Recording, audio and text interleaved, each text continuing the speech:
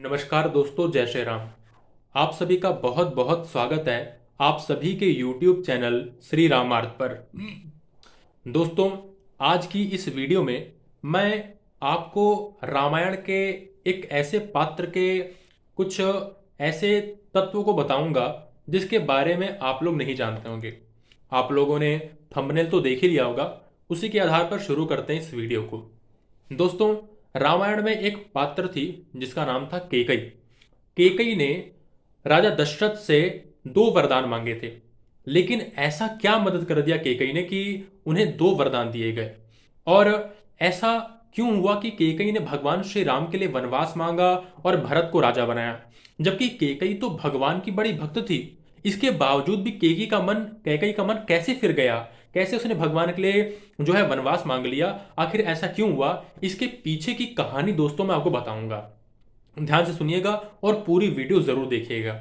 बात ऐसी हुई थी कि एक समय जब केकई रानी छोटी थी, यानी कि बाल अवस्था अवस्था थी, विवाह नहीं हुआ था, तो उस समय केकई ने अपने हाथों पर काला रंग पोता और एक ऋषि के चेहरे पर काला रंग पोत दिया, जिसके वजह से ऋषि ने कैकई को श्राप दिया कि हे कैकई, भविष्य में तेरा भी चेहरा एक दिन ऐसे ही काला पड़ जाएगा।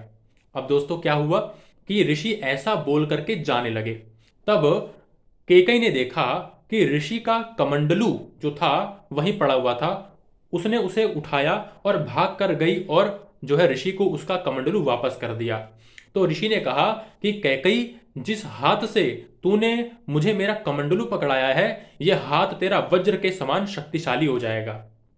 तो एक श्राप और एक वरदान कैकई को उस ऋषि ने दिया।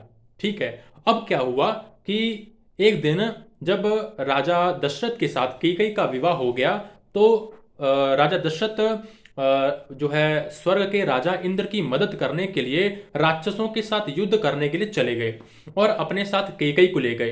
तो कैकई ने देखा कि युद्ध करते करते जिस लोहे ने घोड़े को रथ के साथ जोड़ा हुआ था, वो लोहा टूट गया था। तो कैकई ने ध्यान दिया कि उसके पास वरदान था ऋषि का कि उसका हाथ लोहे का था। तो उसने रथ पर बैठे बैठे एक हाथ से अपने जो घोड़े के लोहा था उसको पकड़ लिया था, जिससे घोड़ा और रथ आपस में जुड़े रहे। तो ऋषि का पहला वरदान तो यहां पर काम आ गया। और इसी वरदान के कारण ही जो राजा दशरथ थे, उन्होंने कैकई को बोला कि तुम मुझसे 2 वरदान मांग लेना, और कैकई ने कहा कि मैं ये वरदान बाद में मांगूंगी। अब जब कैकई ने सुना कि रामचंद्र जी राजा बनने वाले हैं, तब उन्होंने राजा दशरथ से कहा कि मुझे पहले वरदान में राम जी का वनवास और दूसरे वरदान में भरत जी को राजा बनना चाहिए। तो यहां पर क्या हुआ, अब यहां पर उस ऋषि ने जो श्राप दिया था कि जिस तरह तूने मेरा चेहरा काला किया है रंग से, तेरा भी चेहरा भविष्य में काला पड़ जाएगा। तो उसी श्राप को यहां पर काम आना था, और इसी कारण से कैकई का चेहरा काला पड़ गया अपने कर्मों के कारण। जहां पर उसके वरदान के कारण भगवान श्री रामचंद्र जी वनवास चले गए, और रामचंद्र जी के विरह में भगवान श्री राम के पिताजी थे राजा दशरथ जी, उन्होंने अपने प्राण छोड़ दिए।